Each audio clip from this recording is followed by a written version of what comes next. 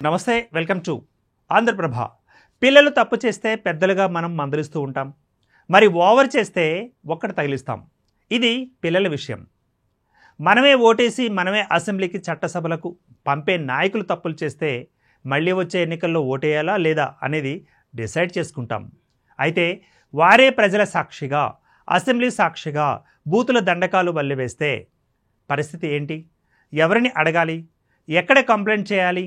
ఇప్పుడు ఈ ప్రశ్నలకు సమాధానాలు కాస్తంత కష్టంగానే రాబట్టగలమా అనిపిస్తోంది. ఇప్పుడు ఆ విశేషాలు చూద్దాం. తెలంగాణ రాజకీయాలలో పరుష భాష గట్టిగా వినిపిస్తోంది. నిన్నటి వరకు ఆంధ్రప్రదేశ్లో వైసీపీ నాయకులు, శాసనసభ్యులు జుగుప్సాకరమైన భాషను వాడిన సంగతి తెలిసిందే. తెలుగు ప్రజలు ఆ భాషను మౌనంగా భరిస్తూ ఎన్నికల్లో తగిన గుణపాఠం చెప్పడం జరిగింది. ఇప్పటి వరకు తెలంగాణలో నాయకులు భాష విషయంలో అదుపు తప్పలేదు. కానీ రాజకీయాలు వేడుకుతూ ఉండడంతో ఇప్పుడు తెలంగాణలో కూడా అదే పరిస్థితి ఏర్పడుతోంది. రాష్ట్రానికి సంబంధించిన అంశాలను కేంద్రం నుంచి సాధించుకోవడానికి ముఖ్యమంత్రి రేవంత్ రెడ్డి ఢిల్లీలో దీక్ష చేయాలని, అది కూడా చచ్చే వరకు దీక్ష చేయాలని కేటీఆర్ కటువుగా అన్నమాట. ఆమరణ నిరాహార దీక్ష అనడం వేరు, చచ్చే వరకు దీక్ష చేయడం అనడం వేరు.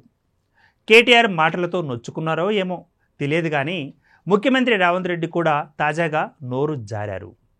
కేసీఆర్ స్టేచర్ నుంచి స్ట్రెచర్ మీదకి వచ్చారని, అలాగే వ్యవహరిస్తే మార్చురీకి వెళ్తారని రేవంత్ రెడ్డి వ్యాఖ్యానించారు. ఈ వ్యాఖ్యల వెనుక ఉద్దేశం ఏమైనప్పటికీ బాధ్యతాయుతమైన స్థానాల్లో ఉన్నవారు వాడవలసిన భాష ఇది కాదు.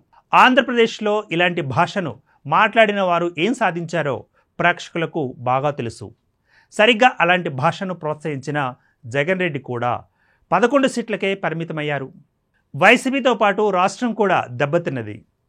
రాజకీయాలు కలుషితమయ్యాయి. ఇప్పుడు తెలంగాణలో ఈ జాడ్యం అవసరమా? రాజకీయాలు హుందాగా ఉండాలే కానీ రొచ్చుగా మారకూడదు. రోత కూతలకు నాయకులు దిగజారడం అంత అవసరం లేదనుకుంటా అంటూ విశ్లేషకులు చెబుతున్నమాట. ముఖ్యమంత్రి రేవంత్ రెడ్డిపై తనకు ఉన్న అక్కసును కేటీఆర్ దాచుకోలేకపోతున్నారన్నది తెలియవస్తోంది. ముఖ్యమంత్రి కూడా కేసీఆర్ కుటుంబంపై అంతే అక్కసుగా ఉంటున్నారు. అటు కేసీఆర్ అండ్ కో, ఇటు రేవంత్ రెడ్డి అండ్ కో ఇకనైనా పరుష పదజాలానికి దూరంగా ఉండాలన్నది ప్రజావాక్కు. వాద ప్రతివాదాలు వేరు, దూషించుకోవడం వేరు. ప్రజలు అన్నీ గమనిస్తూ ఉంటారు. హద్దుమీరిన వారిని తగిన సమయంలో శిక్షిస్తారు. ఉమ్మడి రాష్ట్రంలో జైపాల్ రెడ్డి, వెంకయ్యనాయుడు శాసనసభ్యులుగా ప్రతిపక్షంలో కూర్చొని తమ భాషా నైపుణ్యంతో ప్రభుత్వాన్ని ముప్పు తిప్పలు పెట్టడమే కాకుండా సభలో నవ్వులు పువ్వులు పూయించేవారు. ఆ ఇరువురు నాయకుల వాగ్దాటి ముచ్చటగా ఉండేది. అప్పట్లో ముఖ్యమంత్రిగా ఉండిన డాక్టర్ మర్రి చెన్నారెడ్డి కూడా వారిపై కోపగించుకునేవారు కాదు. అంతే స్పోర్టివ్గా బదులిచ్చేవారు. దూషణ భూషణల వల్ల నాయకుల స్థాయి కానీ ఔన్నత్యం కానీ పెరగదు.